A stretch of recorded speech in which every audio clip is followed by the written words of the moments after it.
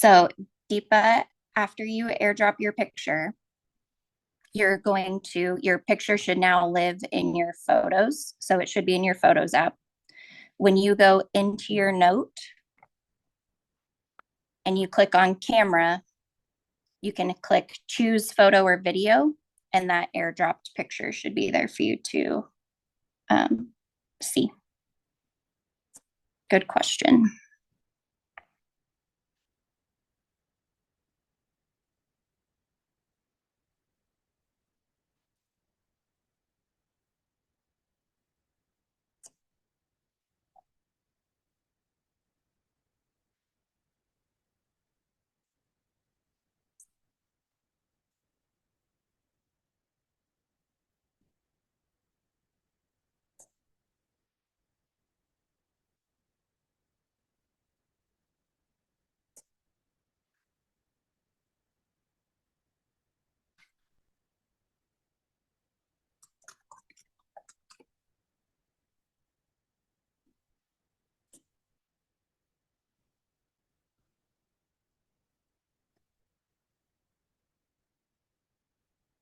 So, what's great about being able to add these pictures is thinking about it in the classroom.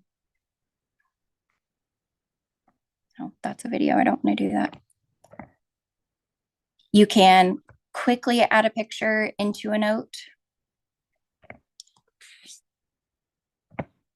and draw on top of it. So if I need to circle anything, if I need to point anything out, do any math on top of it, that's great. I can also keep other notes for my students in here, handwritten, typed, and then I can quickly turn these into a PDF. I can save them as images. I can open them in Notability or Pages. So even with just this one app, I am able to quickly get things to from my students and show them work on the screen in front of them.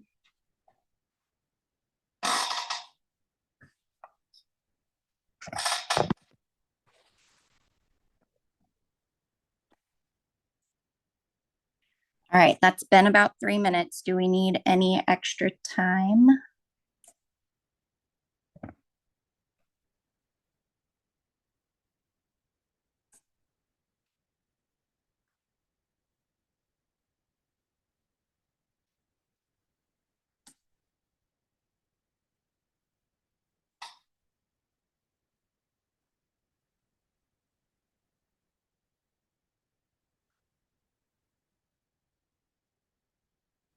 All right, nobody's speaking up, so I am going to move on.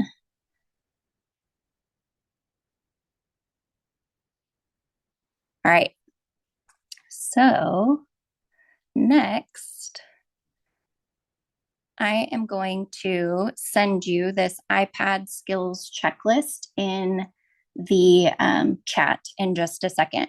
It is a numbers file. So when you get it in the chat, you should download it on your computer and then it'll open in numbers. The only section I want you to worry about is this comfort level. So right here, the task is personalize your home screen. These dots will turn into stars. So you can click on, if you feel like, I'm still a beginner, you could click on one or two of these dots and it'll turn into a star rating system. Just scroll through the tasks and kind of rate yourself where you feel like you are. If there's something that you're like, oh my goodness, I have no idea what that is, and I really want Megan to go over it, please let me know because that's what I'm here for today. Otherwise, I'm just going to go through my list of things that I've got planned for us. So let me know after you go through this if there is anything extra that you would like to see.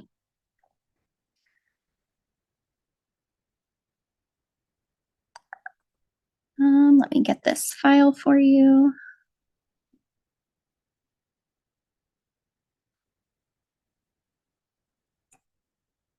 Oops.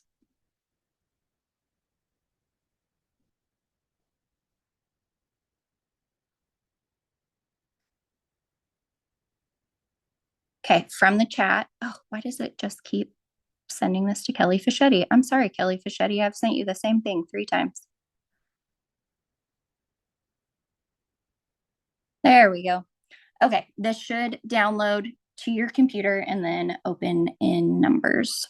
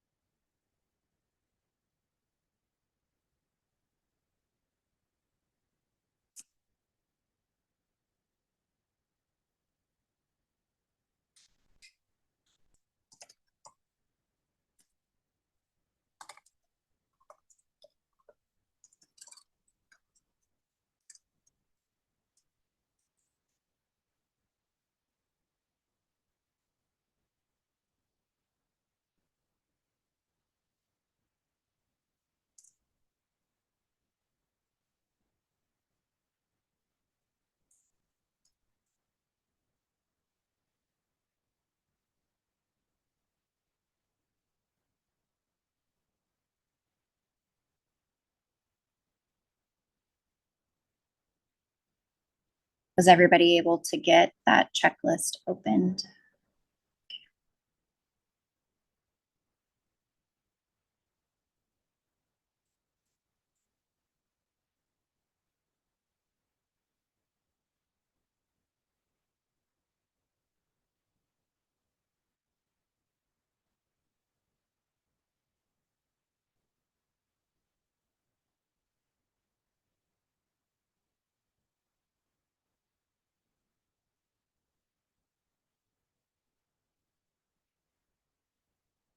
Ryan, if you need me to resend it or email it to you, I can do that.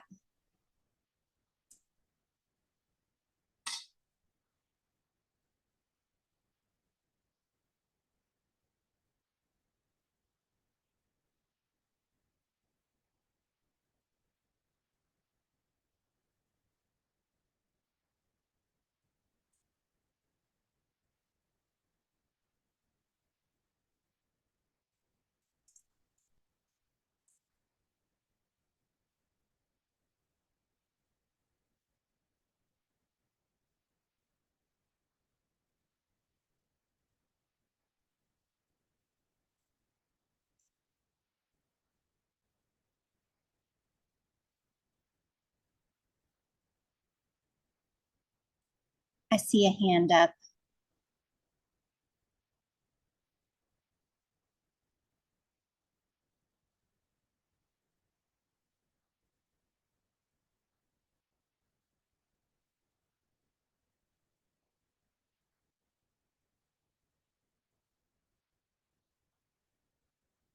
Ryan, were you able to grab that from the chat?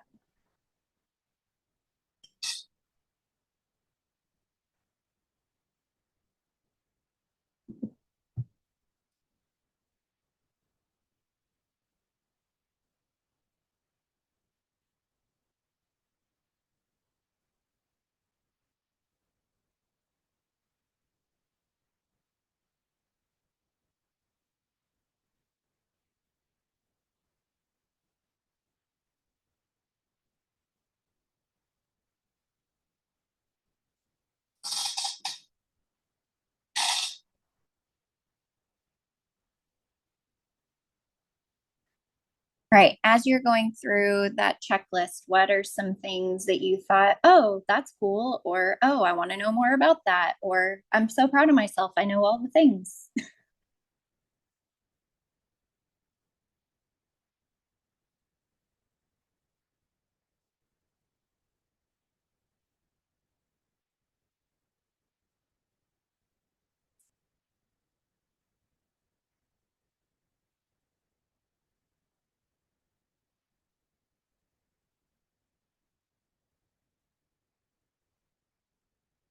Multitasking and accessibility. Perfect.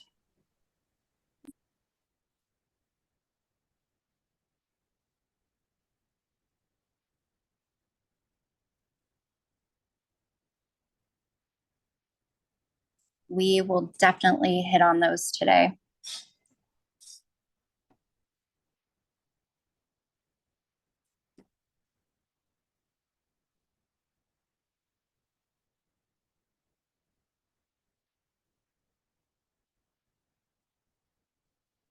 Opening two apps in split view. Yes. They've actually made that even easier on our new iPads. So I am excited to share that with you.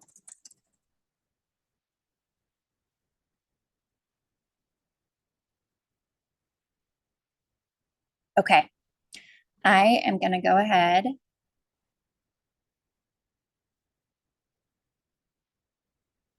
and go through the list. Oh, Ryan, I'm so glad you said that. Let me share. I don't know what screen I'm sharing with you. There we go. So I've got numbers open here. If you click on these little dots, they'll turn into stars.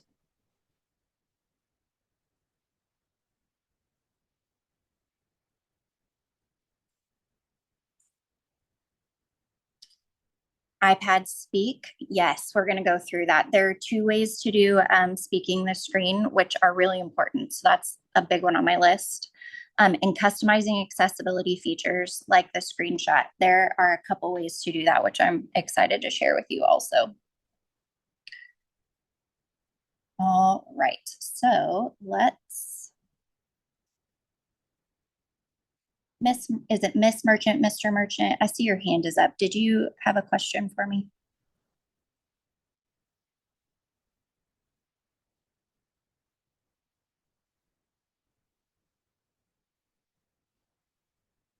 Okay. So let me share my iPad with you. And get back to my list.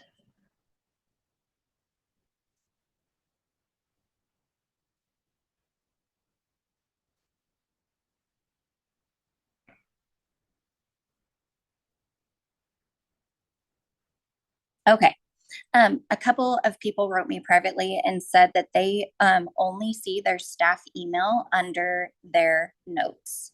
So if you don't have your iCloud under your notes, make sure in your settings that you are logged in to your school Apple ID. It might ask you to re-put in your password. Just make sure that that is set and up to date before you start the school year. It's going to be really helpful as you get into sharing things with yourself and sharing things with kids. Also in notes, you can create a folder system. So you can add folders. I know people who use notes kind of like they have used Notability for keeping track of student work, taking notes for students that you need notes for, being able to take those pictures and collect that data. So you could make notes for your students. The cool thing about notes is if it's a note that I work on today, it's going to pop up to the top.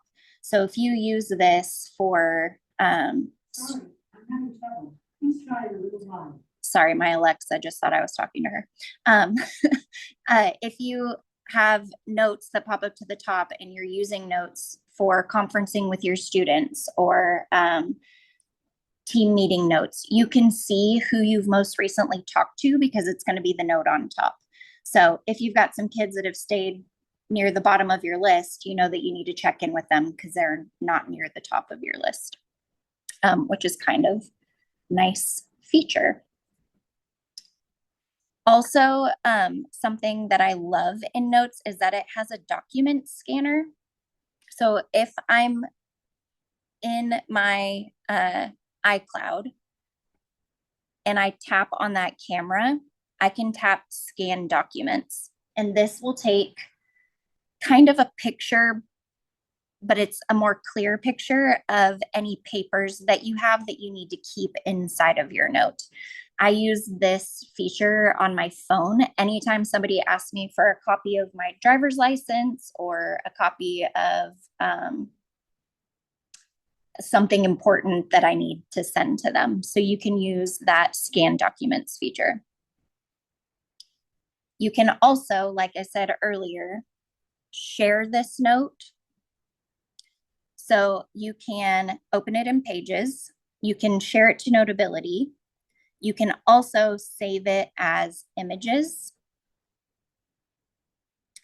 And you should be able to send it as a PDF to your Files app, which I don't know where that option is right now. I'll find it.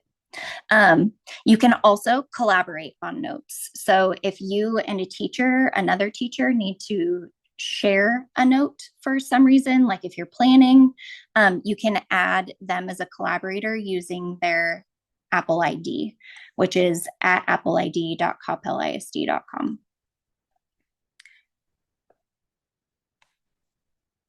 Any other questions about the Notes app?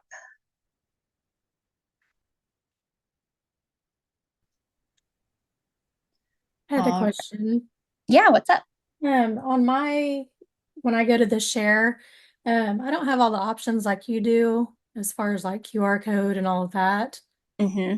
Is that something I need to add, or is that an Um, update? the the QR code maker and QR code generator are shortcuts that I've added. Okay. So that's how you could add those two. Device frame is also a shortcut that I've added. So that's why those three are showing up on mine. Okay. And if you want more information about shortcuts, we're not going to get into it today. I could do a whole hour just on shortcuts. So shoot me an email, and I can send you information about those. Okay. Thank you. Yeah, of course.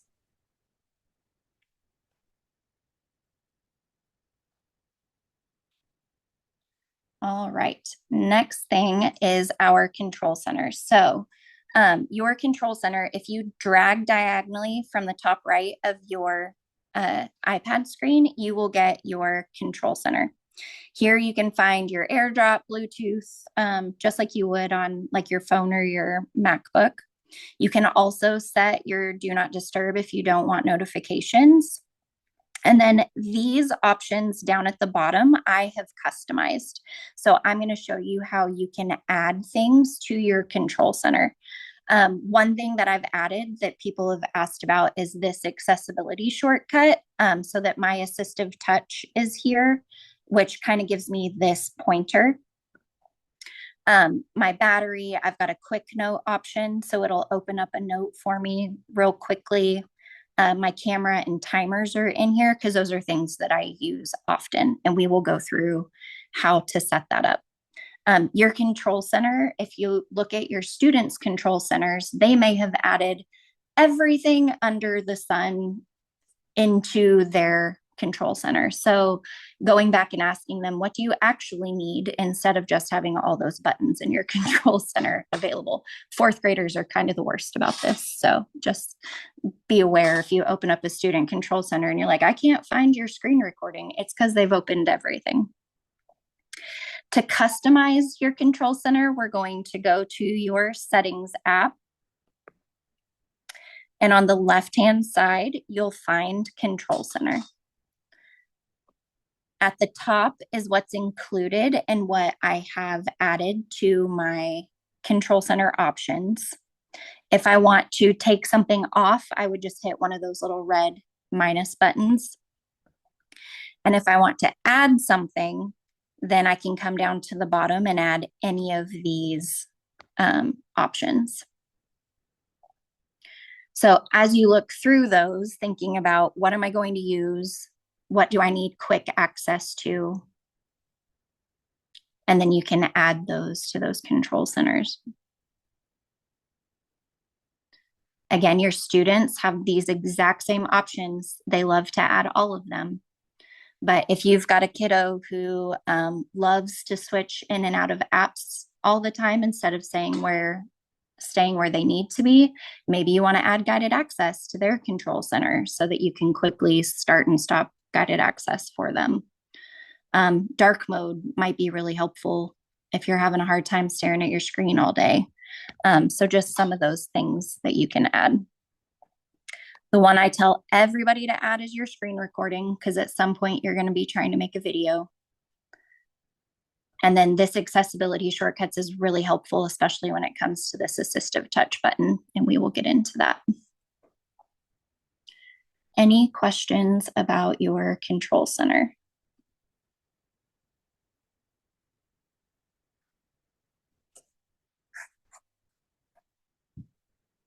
All right, let's go down to accessibility. Accessibility on the iPad is phenomenal, and there is something for every need in the accessibility. The first thing we're going to talk about is spoken content. So it's under vision, but spoken content allows you to turn on speak screen and speak selection. Speak screen can be a little daunting, especially when you get into Safari, because when it says speak screen, it literally means it's going to read everything that's on the screen. That's why I make sure to turn on speak selection so that you can highlight just the text that you need read if you've got like a huge block of text to listen to. Down here, you can also control the speaking rate. So if it feels like your iPad is speaking like too slowly or too quickly, you can change that speaking rate down here at the bottom. Under voices, in English, they say that Alex is the smartest voice to listen to. So it's not like your typical female Siri voice. Alex can read like punctuation, pauses, words in context. So, like if it's a spelling that could be one or two different words, when it's in context, he will read it correctly. So if you don't have the Alex voice downloaded, or if you have a student who needs a voice downloaded, just make sure they have that Alex voice. It's supposed to be the best one. He still sounds a little robotic, but it's not too bad.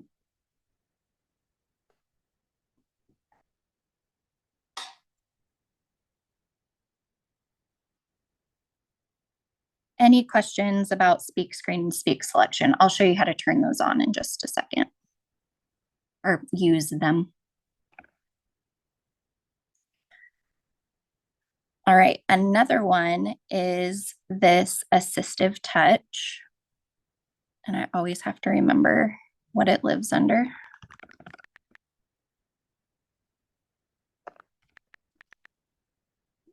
There it is, accessibility touch, and then assistive touch. So back, up under touch, and then assistive touch. If you click into assistive touch, you'll want to turn it on if you don't have it on. And then you can customize what this button is actually for. So you can give the small button more buttons to use. So if you've got younger kids who have a hard time taking screenshots, you can make one of them a screenshot. You can make it close things. You can make it open things. You can come up with custom gestures if you need them for you or a student. So to do that, you can customize top level, and then you would tap on something to change it. So if I wanted this to be my screenshot, I would just tap it and change it to screenshot. So now when I tap my button, it'll take a screenshot for me. I can also set these custom actions. So a single tap is going to open up the menu or open up that assistive touch menu. If I double tap on this button, then it'll take a screenshot for me.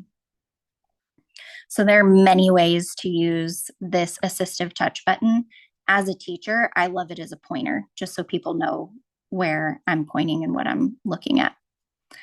I will say now with your keyboards on your iPads, your dot from your trackpad can also be used as a custom pointer, but I've always liked the assistive touch button. Again, you can change that tracking sensitivity. So if you want it to move faster or slower around your um, around your screen. Ryan, for the single touch, you don't touch once on the iPad screen, you touch once on the assistive touch button. And then Deepa, you said, can I go over it once again? Is that turning on the assistive touch button? Okay. So to get to the assistive touch button, you're going to go down to physical and motor and tap on touch. Then right here at the top, it says assistive touch. And you will turn that on. And then you can customize it here.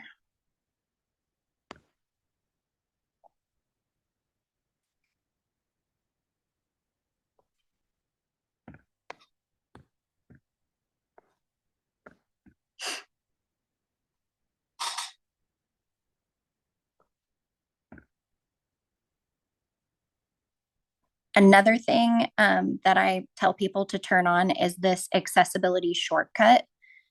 Your accessibility shortcut in your control center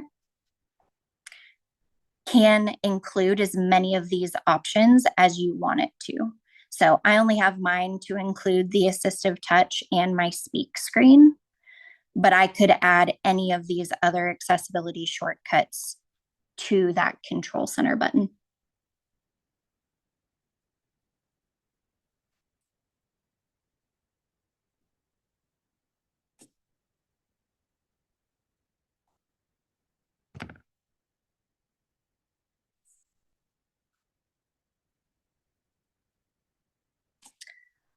Again, there are a whole bunch of other accessibility options. It just depends on what you need for yourself and what your students need. But you can always change display and text size.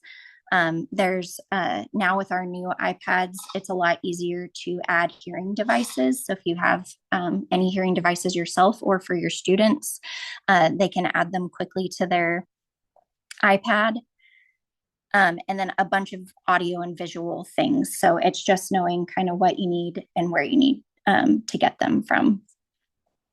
We have a full list of accessibility features, and they are in the resource that I have for you at the end of the presentation.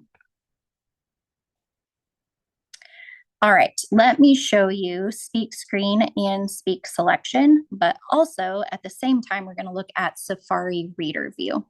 So if you go into Safari or you have your students go into Safari and you have an article that you want to read, take notes on, you can of course pull them up on the internet in Safari, but they come with all the extras. So like over here, I've got some ads, I've got all of the different buttons I can click. So Safari Reader View takes away all the noise and it allows me to use my speak screen and speak selection a little bit easier. It is really hard for me to show you speak screen not in person, but if you take two fingers and you swipe from the top of your screen, oop, not like that. I'm still practicing. It'll turn on speak screen for you, which it's not doing right now. But you have to take two fingers, you have to swipe from the top, and it'll give you those speak screen options. If I turn on Safari Reader, which is these two buttons or the two A's at the top of my Safari browser, and I click Show Reader, it's going to take away the noise of that entire article. I can also change the font. I can change how big my text is. I can also change the color of the page if I need it to look different, to be easier to read. If I started speak screen now, it's only going to read the article to me versus if I had started speak screen on this full web page, it's going to start reading from free video rentals, how to pick the correct iPhone camera settings, which can get really confusing. Let's see if I can get this to start. It may not like my speak screen while I'm presenting. To get speak selection, I just need to select the text that I want, and then you'll see this speak button. The rule of thirds is one of the fundamental composition principles in photography. It's all about positioning the most important elements off-center to create a balanced and harmonious composition. While it sounds simple, it's often overlooked or misunderstood. In this article you'll learn how to apply the rule of thirds to create well-balanced iPhone photos that are naturally pleasing to the eye. And that speak selection lets you follow along with the highlighting, and it reads that aloud to you. One of my absolute favorite things about using Safari Reader View is if I take a screenshot of this, up at the top, do you see where it says screen or full page? If I switch this to full page, I now have access to the entire article in that reader view. So when I go to share it, I can save it to files as a PDF, and I will have a full clean PDF of this article. So I'll click save to files. It's going to ask me where I want to save it. So I'll choose the folder. And now I have a full PDF from my screenshot that I took. I can also use any of the markup tools that I want to use while I'm in this view and then save it. I don't have an answer for that.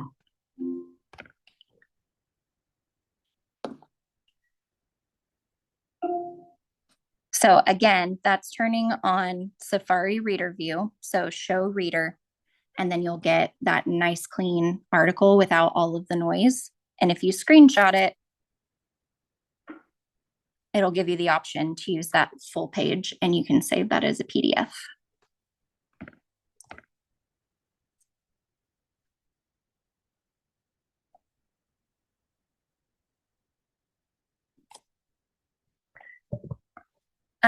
People were asking about split screen. So if I need to have open my notes to take notes while I am reading this article, the easiest way to do this is to tap on the three dots at the top of your screen, and then you're going to get split view. So when I tap split view, now I can tap another app and use my split view. This bar in the middle lets me make one side bigger or smaller. So if I don't need my article to be as big, but I do need my notes to be a little bit bigger, I can slide that bar back and forth. And then to get out of split view, I'm just going to drag that bar all the way to the side, and it'll close my split view.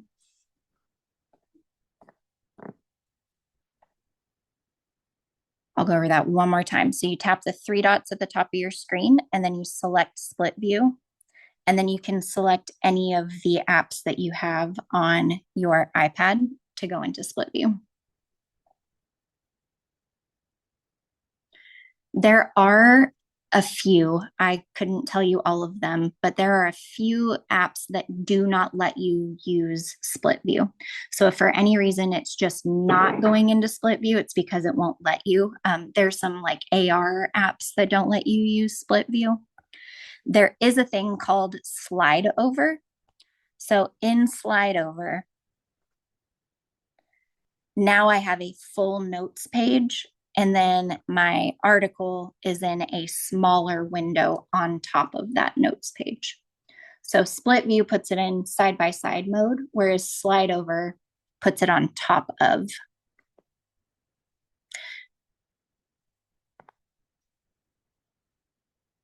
Then I can hit close and get out of that slide over mode.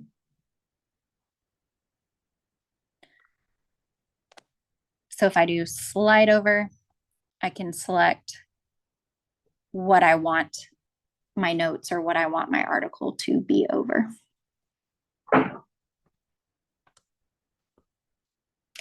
Any questions about any of that?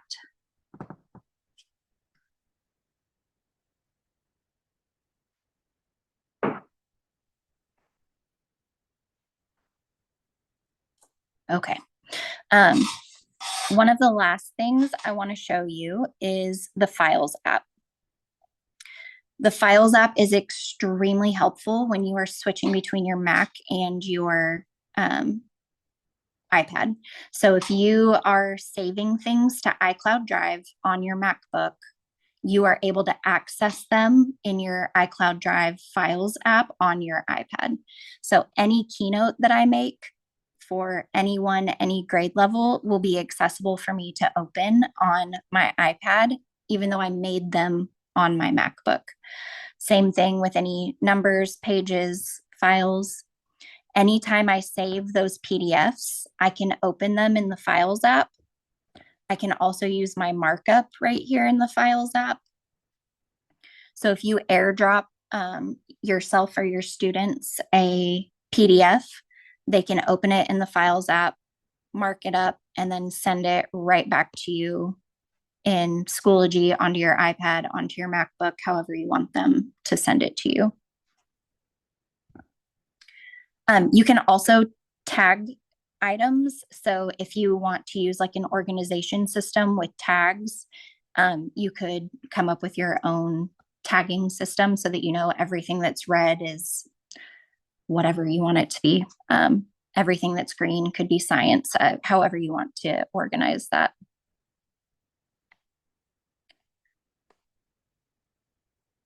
If you ever are looking for something on your iPad, I would come to Files first and search for it and see if it lives here. And then if it's not in your files, then go looking for it other places. And then the last thing I wanted to share with you were widgets. So these widgets here are very easy to use because they are interactive. So I use my reminders app as my checklist. If I have tasks that I need to complete, I put them in my reminders app and they show up here as my checklist on my iPad. These right here are shortcuts again, so I can have my iPad do quick actions for me straight from this widget. There are all sorts of widget options. So all I did was swipe to the left and hit the plus button, and you can choose from any of the widgets that they offer to add to your home screen and make your life a little bit easier. So I took my finger and swiped to the left. I hit edit, and then I hit that plus button to get more widgets.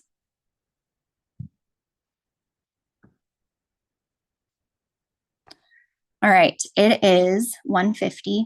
I start another session at 2 o'clock, but I want to make sure that I answer any of your questions that you might have.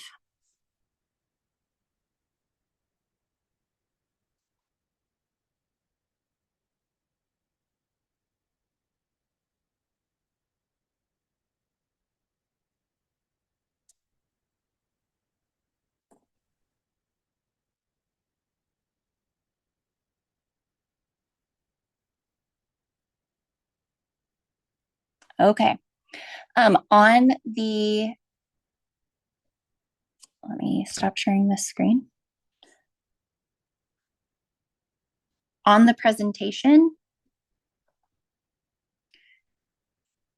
at the end, there is this image that says get to know your iPad. All of these have links to give you more information about the things that we talked about, plus a few other things today. Also, on that numbers checklist, if there were some things that you still wanted to learn about, there's a resource link over here on the right-hand side. Those are the same links as that graphic. So if there's anything that you're like, I still need to know more, I didn't quite get it, check out these resource links. They're straight from Apple. They're really easy to look at and look and view. Also, if there's anything that you want more information about, you are always free to email me. So my email is mpettit@coppellisd.com. I'll put that in the chat. Or your other learning coaches will always be happy to help and answer any questions as you get started. So if you're thinking through how you want to use your iPad in your classroom this next year and you just need a thought partner, reach out to one of us and we would absolutely be happy to help you. Esther, yes, I will get that link to you.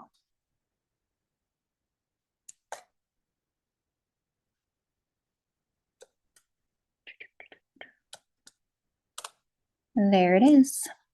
All right, other than that, I am finished. So if you have anything for me, please feel free to just shout out or drop it in the chat. My 2 p.m. course is getting started, Canva tips and tricks. And I think there's a different link for that. So I will be ending this meeting and hopping into that one.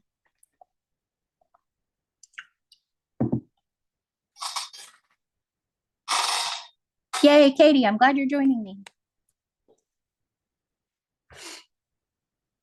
So good to see you guys. Thanks for being here.